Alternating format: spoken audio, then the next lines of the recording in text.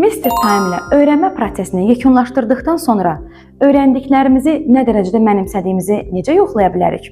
Bunun üçün öyrənmənin dəyərləndirilməsi hissəsinə keçid etmək lazımdır. Canlı dərslərdə test işləyən zaman hansı problemlərlə üzləşirik?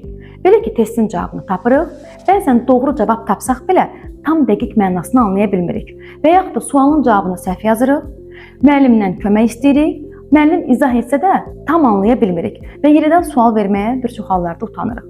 Amma Mr. Time-də bu problemlərin hər biri həll olunur. Belə ki, öyrənmənin dəyərləndirilməsi hissəsinə giriş etdiniz, təlimatlarla tanış oldunuz, oxuduqdan sonra başla butonuna basacaqsınız. Belə ki, Mr. Time-la öyrənmənin dəyərləndirilməsi hissəsində testlərlə tanış oluruq. Testlərlə tanış olub doğru hesab etdiyimiz variantı seçirik. Bundan sonra testi düz və ya səhv cavab verməyimizdən asılı olmayaraq, hər bir variantın izahı geniş və detallı şəkildə təqdim olunur.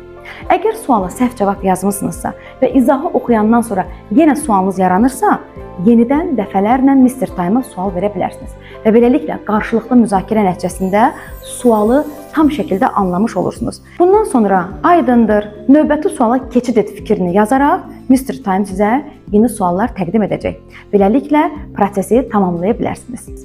Əgər ki 3 sualı ardıcıl səhv yazsanız, o zaman Mr. Time sizə 2 çıxış yolu deyəcək. Ya öyrənmə prosesinə geri qayıdacaqsınız, ya da testləri bir daha yenidən işləyə bilərsiniz. Unutmayın, öyrənmə sizin öz əlinizdədir. Doğru strategiya ilə yüksək nəticələri əldə edə bilərsiniz. Hər kəsə uğurlar.